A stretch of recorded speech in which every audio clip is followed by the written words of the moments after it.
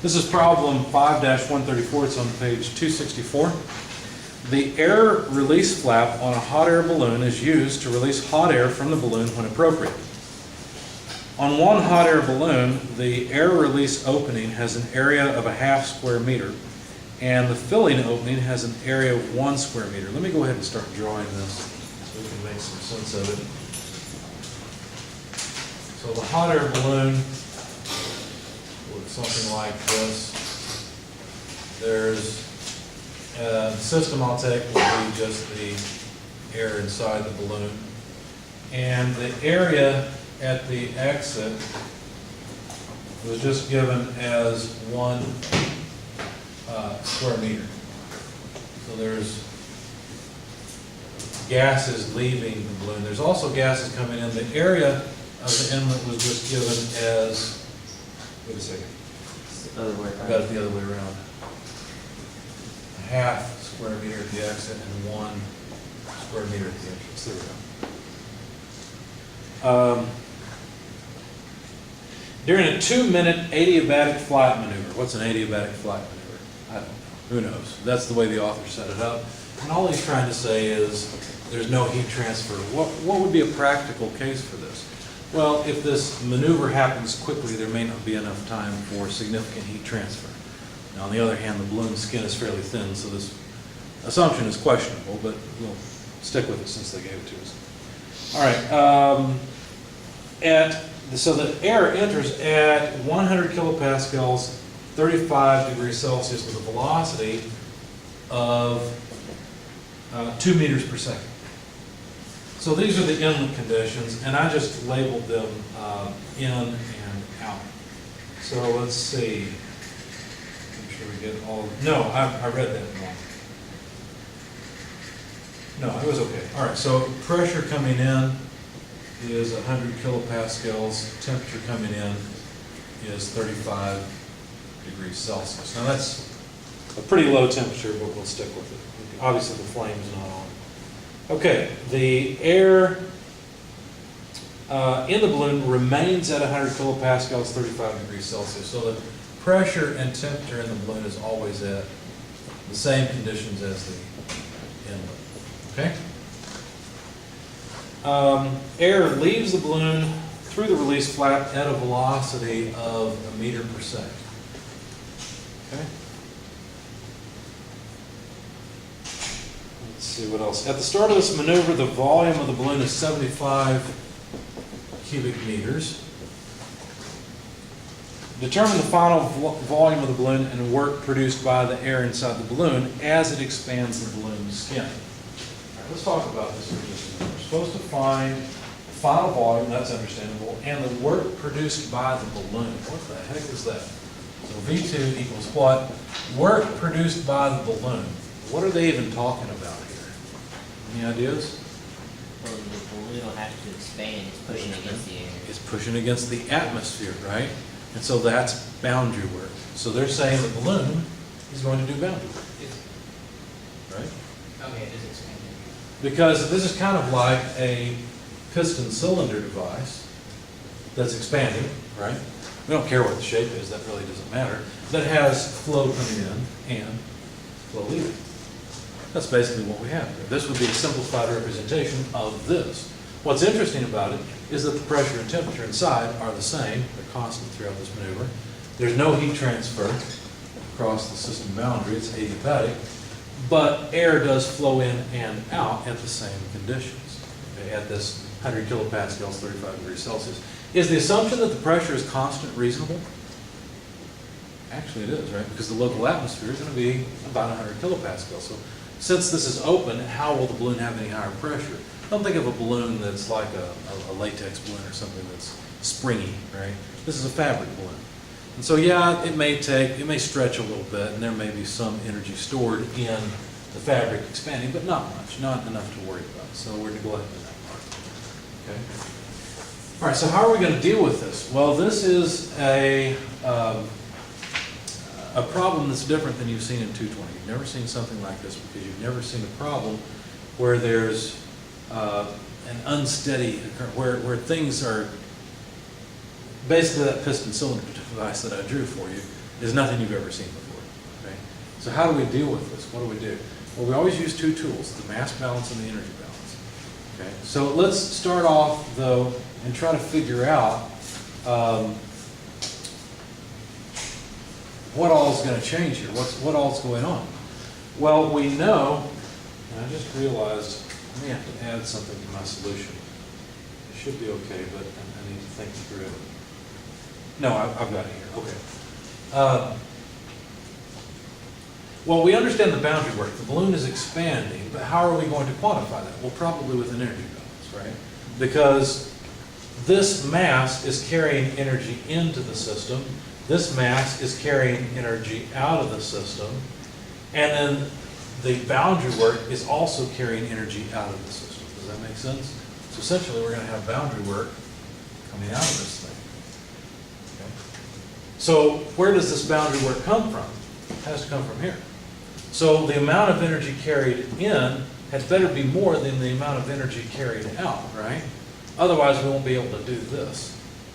Okay? I thought boundary was leaving the balloon. It is. The boundary work is leaving the balloon. It's doing work against the atmosphere. So there better be more energy coming in carried by this mass than leaves.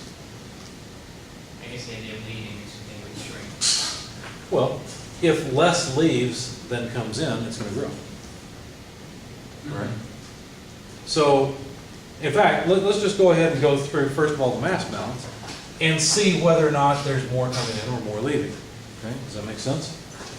So the mass in state 2 less the mass in state 1. In other words, the change of mass in this system would be equal to whatever mass flows in minus whatever mass flows out. Now you guys know that I like the analogy of a bank account. So you tell me, is the right side or the left side the deposits and withdrawals? And which side is the account balance change? In and out would be deposit and withdrawal. That's right, deposits and withdrawals. Here's deposits, here's withdrawals. So what's this? The change in the balance, right? This is the change in the account balance. In other words, in how much mass is in the system. Right. So there's some mass in state 1. There's a different mass in state 2. And since the balloon grows and the conditions are the same, temperature and pressure, right? Then I would assume that there's more mass in state 2 than there was in state 1. But let's go ahead and find out. Now, since we've got velocities of flow, it would be a little bit more convenient to write the right-hand side, the deposits and withdrawals, as flow rates over time or over a period of time. Okay, so the mass flow rate multiplied by the amount of time that the flow is allowed to proceed. Okay, so it's still the same thing. It's still a quantity on the right-hand side because I've multiplied by time. Okay. Now notice that the density at the inlet must be equal to the density at the exit. How do I know that? Well, the pressure and temperature at the inlet must be the same as the pressure and temperature at the exit because the pressure and temperature at the exit are just the pressure and temperature of whatever's inside the balloon. So the density of the entering and leaving streams are the same. Well, how does that help me? Well, what that allows me to do is say, well, if I multiply all of this by density, I can relate volume instead of mass. Okay, notice what I've done here on the left-hand side. I've said, well, the density at the initial and final condition is also the same. So I don't have to put any subscripts here, because this is just density times volume, which is mass in state 2, density times volume, mass in state 1. And I can then expand these as well, like we talked about. The fluid coming in and leaving has the same density as well. So that would just be rho. And instead of having the mass flow rate, I'd have V dot in delta T minus rho V dot out delta T. Now notice that the densities everywhere are the same, and this looks like more of a volume balance than a mass balance. Okay? In fact, the volume in state 2 less the volume in state 1, I can relate these volume flow rates at the inlet and exit to the volume change because I know the velocity of flow, right? Tell me, how would I write down the volumetric flow rate in terms of area and velocity of flow? What would I do? Multiply them together, right?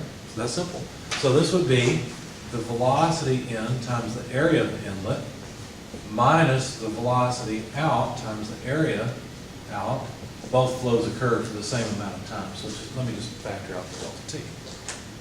Okay.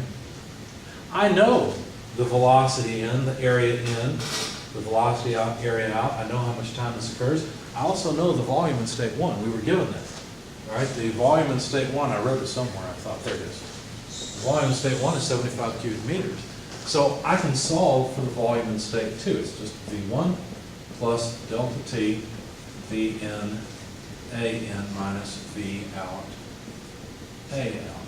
Okay, now I'm running out of space on the board, so I'm not going to plug all of this in. But you'll notice that, oh, wait a second, where's delta T? You know, I didn't write it down. It's 2 minutes. Which, by the way, is 120 seconds, of course. Okay. That way, when I multiply the delta T times the velocities, the seconds will cancel. Okay. So let's look at the units, though, and make sure everything works out. The initial volume is in cubic feet. Or, I'm sorry, try cubic meters. Delta T is in seconds. The velocities are in meters per second. The areas are in meters squared. And so everything works out, right? We're adding meters cubed to meters cubed, which is a good thing. And we should be able to plug in all the numbers. We have all of these things, right? We know the volume in state one, delta T, V in, A in, V out, A out. And so let's just plug it all in. When you do that, you get 255 cubic meters. That's the volume in state two. So how much was the volume change? Well, it's just 255 less 75, right? So that would be what, 180 cubic meters of volume change? So the change in the volume of the blue, let's just write things down over here when we find them. It's 255 cubic meters. And let's just note that the change in volume then is 255 less 75, which is 180 cubic meters. Okay.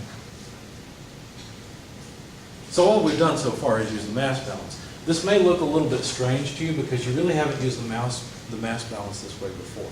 You haven't had unsteady problems like this. Okay. So we've used the mass balance. What other equation do we have that we can use? energy balance. Energy balance. That's about all there is to this section of the chapter is mass and energy balances. So let's work the next part of the energy balance. Well, let's see. This stream that's coming in will carry with it energy, and the stream leaving will carry energy, and also the boundary work will carry energy out. Have I written down changes in account balances, or have I written down deposits and withdrawals? What are these? Deposits and withdrawals, right? We've got a withdrawal of boundary work, we've got a withdrawal of energy carried by mass, a deposit of energy carried by mass. Well, that must change the amount of energy in the system. Now here you have to be kind of careful. What form of energy can this air in the balloon hold? Thermal energy, and that's it. We could talk about the potential energy difference across the height of this balloon, but we don't know how much it is. It's going to be small anyway. Okay, so we're going to neglect that. Now, you have to be really careful here. The amount of mass in state 2 is different than the mass in state 1, so I have to write down M2U2 less M1U1. Notice the internal energy in state 1 and state 2 are actually the same on a per unit mass basis, right? Because the temperature is the same. And the temperature is the only thing that determines the amount of energy in an ideal gas.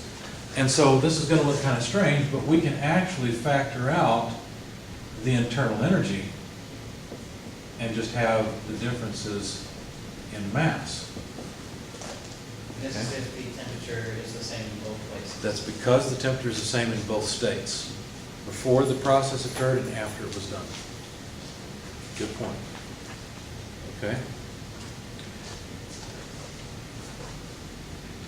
All right.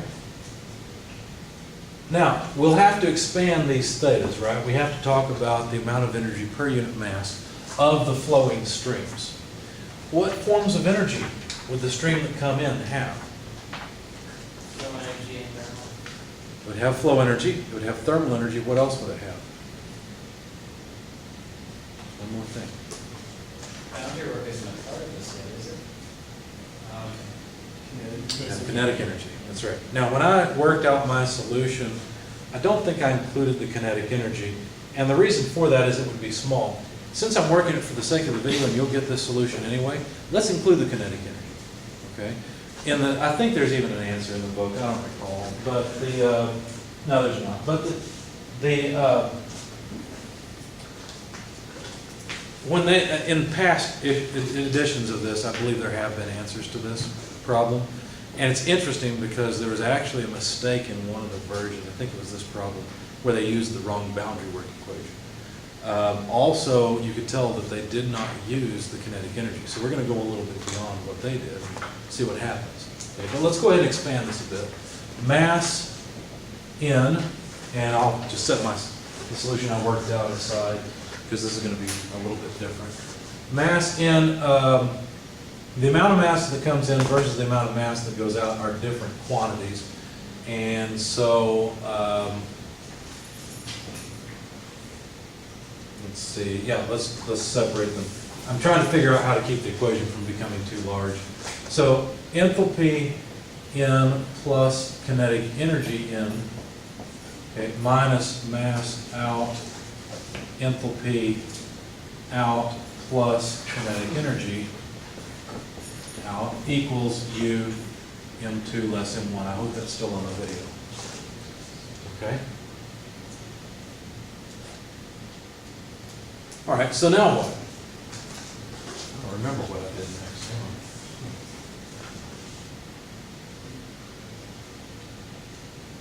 There's a couple different ways you can go with this, and in the past I had solved this and I used lined paper and I had a solution on the front and one on the back because there were two different ways of thinking about it.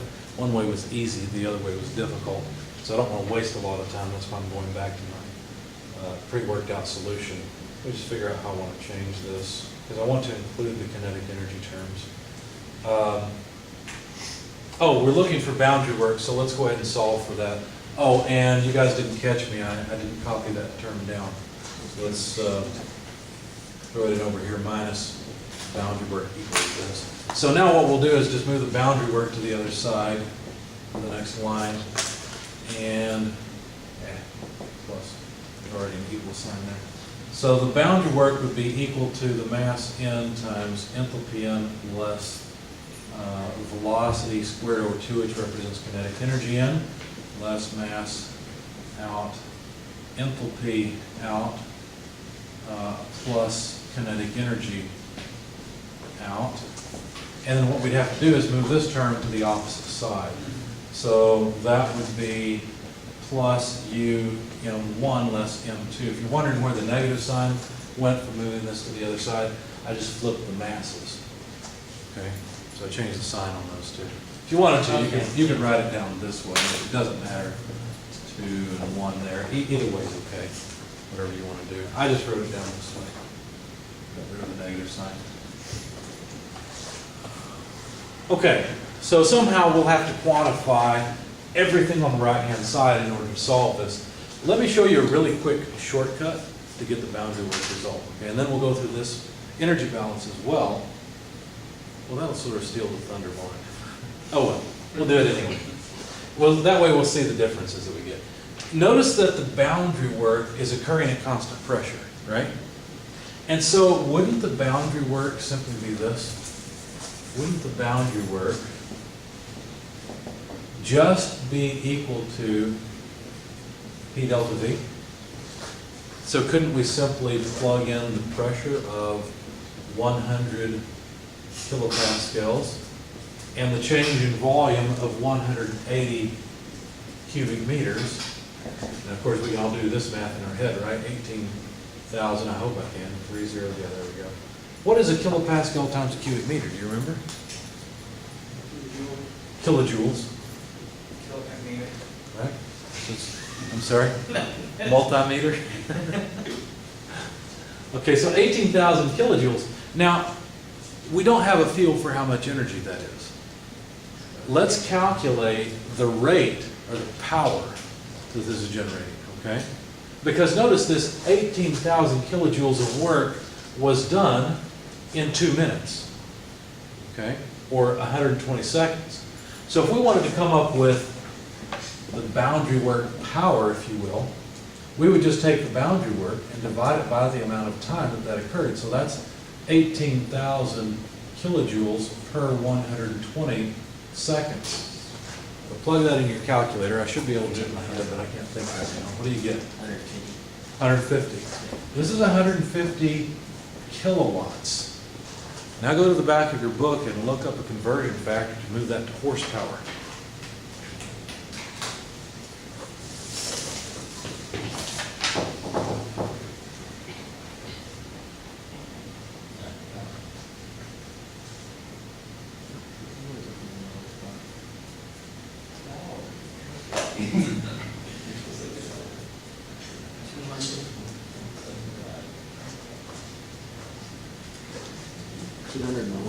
horsepower. 201 horsepower. You think you could generate that much horsepower to make this happen? Heck no, obviously not, right? So this is actually a pretty impressive power amount. Okay. So we've answered the question, how much boundary work is there? But we could have gone this way also. In fact, let's play with that just for a minute so that you can see how that would work.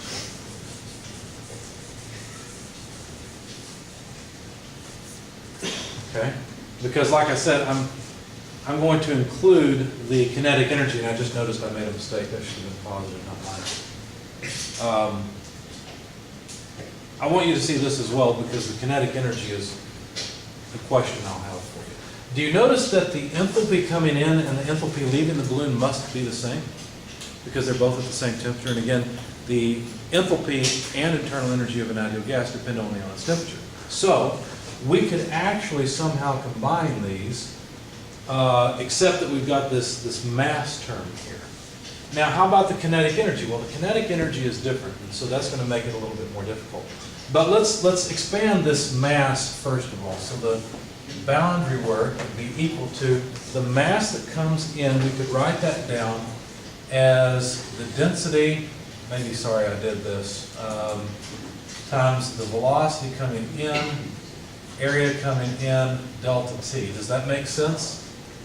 Okay, because this would just be the volume flow rate times time would be the total volume coming in, and then this would be the density. Okay, in fact, we do know the amount of volume that comes in, so we'll probably make that change in just a minute. But let's continue with this. Hn velocity n squared over 2. Get rid of some of this stuff.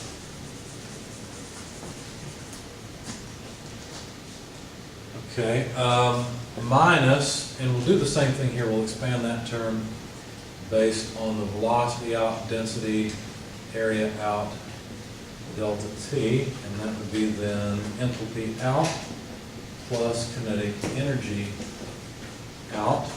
And then we've got this last term here, U m1. And let me expand that as well. That would be the density multiplied by the volume in state 1 less the density times the volume in state 2. Okay.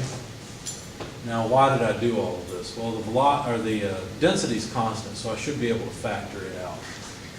So density also, as I discussed, this is just the amount of volume that comes in. How much volume does come in? We haven't actually calculated that yet. Let's calculate it. The velocity in was what? A meter per second, or square meters per second? No, 2 meters per second.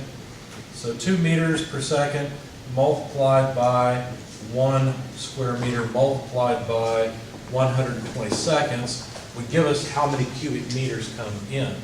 Now, I can do that in my head. That's just 240, right? So the volume that comes in, I don't want to switch to symbols yet, or to numbers yet, so let me just note that the volume that comes in is 240 cubic meters. Okay? Let's see, and I'm going to factor out the density. So volume in, then I'd have enthalpy in plus kinetic energy squared over 2 minus the volume out. Let's calculate that as well. The volume out would be a meter per second times a half meter times 120. So it's a half of 120. That's 60 cubic meters. Does everybody follow that? all I do is multiply VA delta T at the exit. Okay? So that would allow me to write this as just the volume that flows out and get rid of this whole thing in lieu of one symbol. H out plus V out squared over 2. And we've got the last term to include, plus U, we factored out rho times V1 minus V2. Okay, and I need to end the bracket.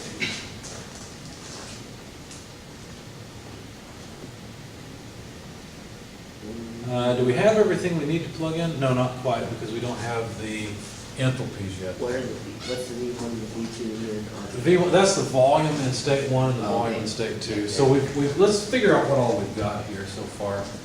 We've got all this stuff, and we could get the density, right? The density is easy. It's just P over RT. We have pressure and temperature, so that's no big deal.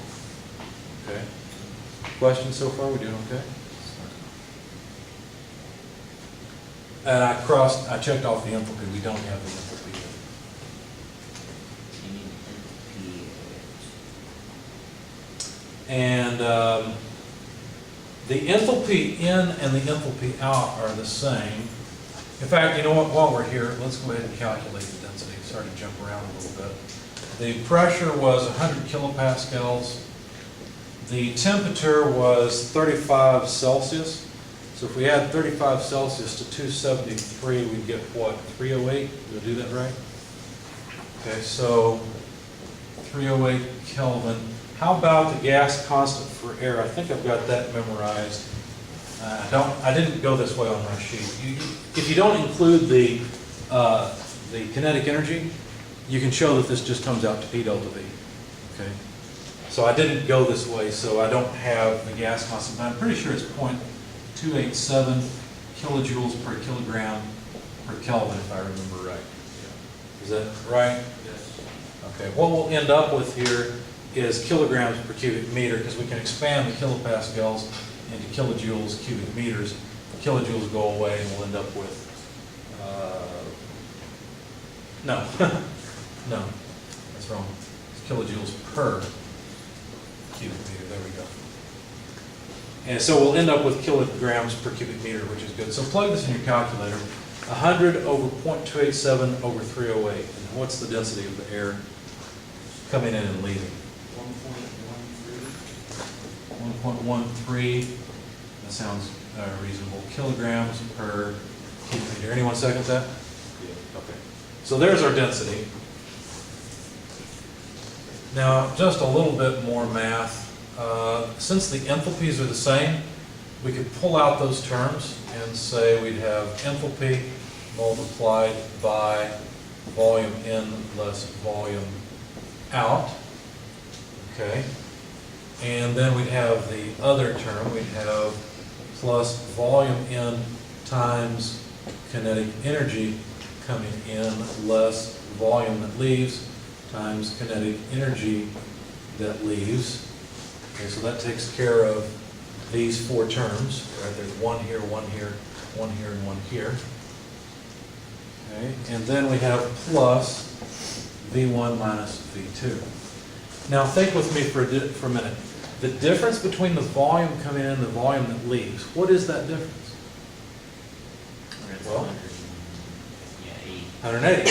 What was the difference in the initial and final volumes? 180. Now we have to be careful here because the final volume was more than the initial. So if we wanted to, what we could do is put a negative sign here and switch the order. That way we have V2 minus V1. This is a positive 180. Volume in minus volume out, that's a positive 180. These two things are the same. Okay, that's basically what the mass balance told us. So one more line of simplification. We basically have delta V. Okay, that's what this is, the change in volume, final minus initial. It's either here or here. Doesn't matter how you want to write it. And I'm sorry, I forgot the U from here. but that would be multiplied by the enthalpy less the internal energy. Okay, all I did here is I put this whole term with this whole term. Okay, Why did they switch? what's that? They switched again? I switched these so that I would have a positive number, and this would actually match this. Because the final the volume that comes in is more than the volume that leaves. So that difference is positive. I wanted it to be the same as this difference, so I pulled a negative sign out so that I could make it that way. Oh, Okay? Any other questions? These are good questions. All right, now, should still be okay. Yeah, we're still okay. So plus V in minus V out. Okay? Now notice we don't really need to know how much volume comes in and how much volume leaves anymore, because this delta V is just 180. And we found that out a long time ago. And now we're going to just jot down the number so we don't have to keep the other two around. Okay? Well, now what? Well, remember that enthalpy is internal energy plus PV. So what is enthalpy minus internal energy? PV. You see how this term is simply pressure times specific volume? Because it's just H minus U. And so if we break this out again, what I'm going to do is multiply this through. Well, the density would cancel with the specific volume because they're inverses of each other. So this would end up just being the pressure times the change in volume for this first whole term here, plus the density, because I still have to multiply these terms, multiplied by Vn multiplied by the velocity n squared over 2, less the volume out times the velocity out squared over 2. Again. Now, let's calculate how big this term is. We already know this one, right? This was the 18,000 kilojoules. We've seen it before. Let's figure out how big this guy is.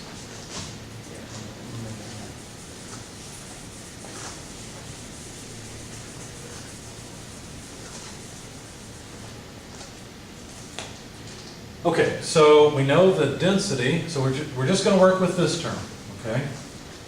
So just that last term equals 1.13 kilograms per cubic meter multiplied by the amount of volume that comes in. I shouldn't have erased it a minute ago. Was it 240 cubic meters?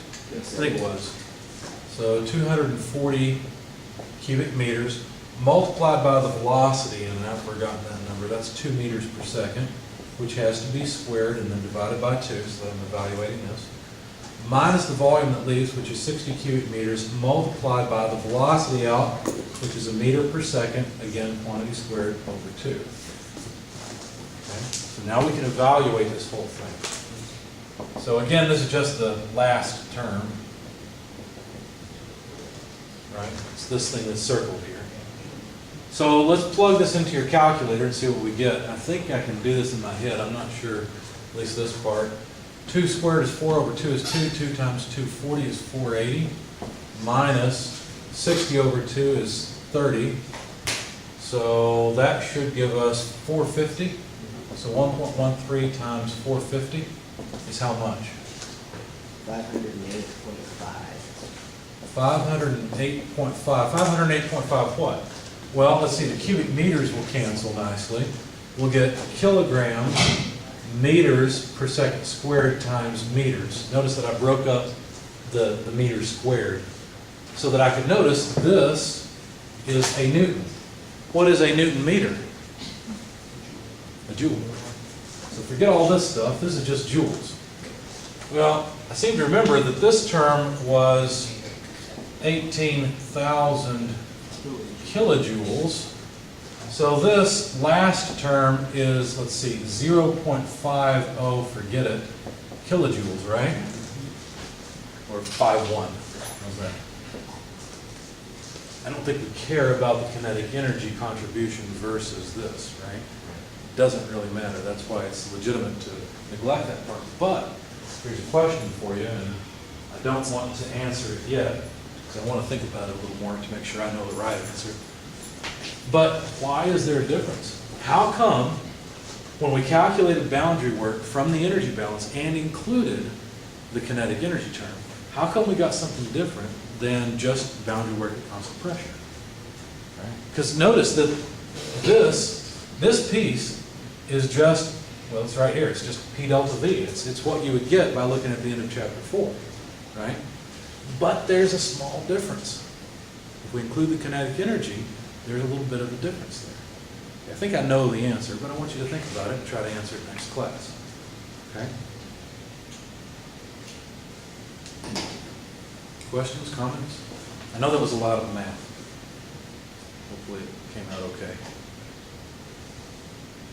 So you can see that it's legitimate to neglect the kinetic energy of the entering and exiting stream, or the difference between the two, basically. But why the difference? How come the boundary work equation didn't work all that well? All right?